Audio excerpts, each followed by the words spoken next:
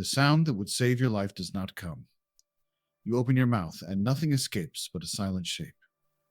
Your lungs push, but there is no airway for the air to travel. Your heartbeat spikes in your ears. Across the table, someone tells a joke. The room shakes with laughter. You bang your glass against the plate. The clink vanishes into the din.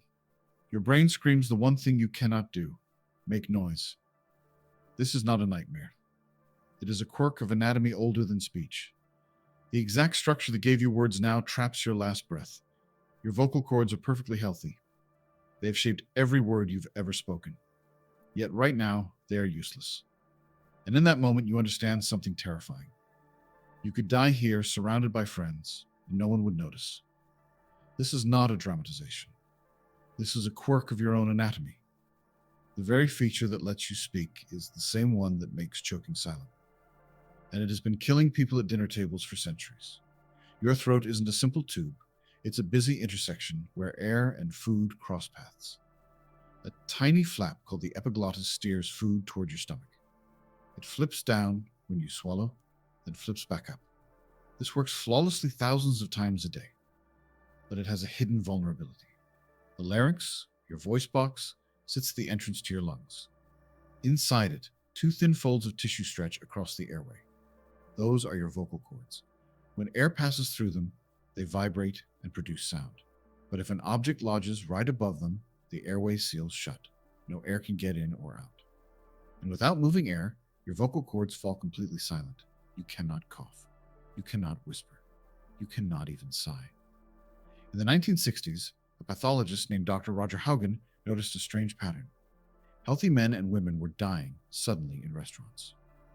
Fellow diners often assumed it was a heart attack. The term Café Coronary was born to describe these deaths. But when Dr. Haugen performed autopsies, he found something else. The victims' airways were blocked by pieces of meat, bread, or other food. They had choked to death in plain sight.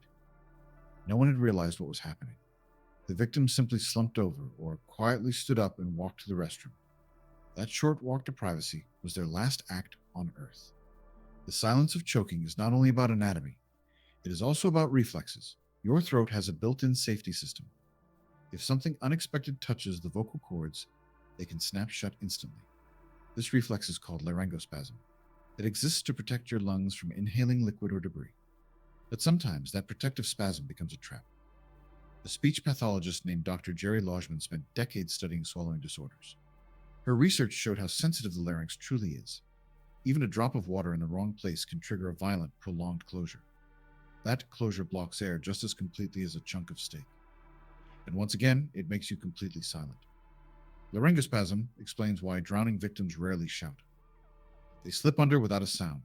The same reflex that turns a pool into a quiet death trap turns a dinner party into one too. But here is the deeper twist. The silence is not just biological. It is also deeply social. Studies have found that when people begin to choke, their first instinct is often embarrassment. They don't want to interrupt the conversation. They don't want to be the person who ruins the evening. So they try to solve it discreetly. They take a sip of water. They force a tiny, ineffective cough. They quietly stand up and head for the bathroom. A 2013 study in the journal Resuscitation described this exact behavior. The researchers found that many choking victims isolate themselves. By the time someone finds them, it's often too late. The social pressure to maintain composure becomes a death sentence. Your ability to speak gave you a social identity. And now, the fear of losing that identity keeps you silent when you need to scream the most.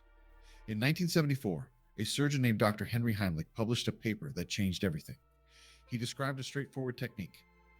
Stand behind the person, wrap your arms high around their abdomen, and thrust inward and upward. The pressure forces trapped air out of the lungs. It shoots the obstruction out like a cork from a bottle. The maneuver made choking far more survivable. But there was a problem. The Heimlich maneuver only works if someone knows you're in trouble. And if you can't make a sound, that recognition often comes far too late. This is why the universal choking sign exists. Both hands crossed over your own throat. It's a visual scream, a silent alarm meant to bypass the mute vocal cords. Yet studies show that even this sign is often missed or misunderstood. In a loud, cheerful room, a silent gesture is easy to overlook. Your biology has failed you at the dinner table, and nobody is rushing to your rescue. The reason your airway is so exposed is actually a signature of your humanity. In most animals, the larynx sits high in the throat. That position lets them breathe and swallow at the same time with little risk. You can see this in human infants. A newborn can nurse and breathe simultaneously without choking. But around 3 months of age, something dramatic begins. The infant larynx starts to descend. It drops lower in the neck, creating a larger space behind the tongue. That space, the pharynx, becomes a resonant chamber.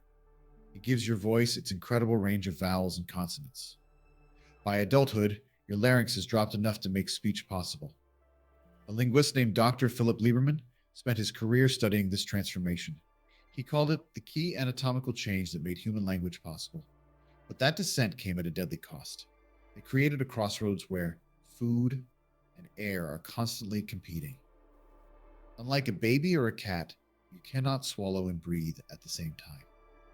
You have to pause your breath for every single swallow. If that split-second pause fails, you're in trouble. The same anatomical feature that lets you say I love you also lets a grape kill you. Every year, thousands of people die from choking. A large proportion of those deaths happen in social settings. At restaurants, at weddings, at Thanksgiving dinners. The foods most likely to kill you are shaped like your airway. Hot dogs, grapes, chunks of steak, marshmallows. A bite that's slightly too large becomes a perfect plug, and modern habits make it worse. At the dinner table, faces are often lit by phone screens. People laugh at videos, nod at each other. A silent struggle goes unnoticed more easily when every eye is glued to a display. The waiter might walk past. Your friends might be scrolling. The child at the next table might be the only one watching.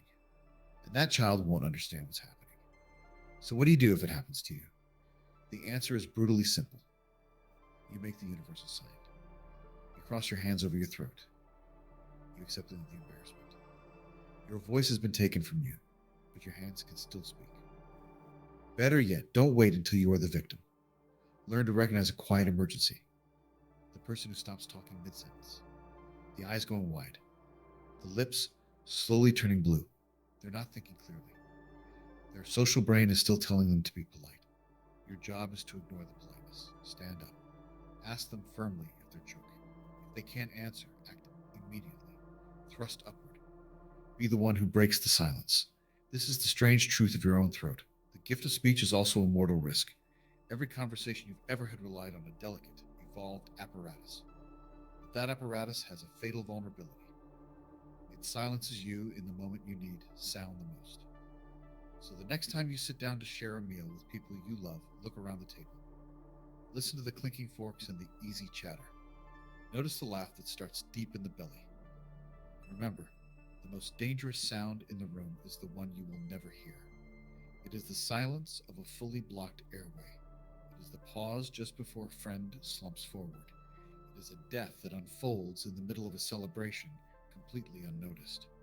Because the same throat that just told a joke can, in the next instant, refuse to make a single sound. That's not a design flaw. It's the price you pay for being able to say what you really mean. Your voice is a miracle. Just know that it can be taken from you in a bite of food. And no one will know. Not until the room falls silent for a different reason, and the meal is over. If you enjoyed this video, please subscribe to our channel. There's much more to discover.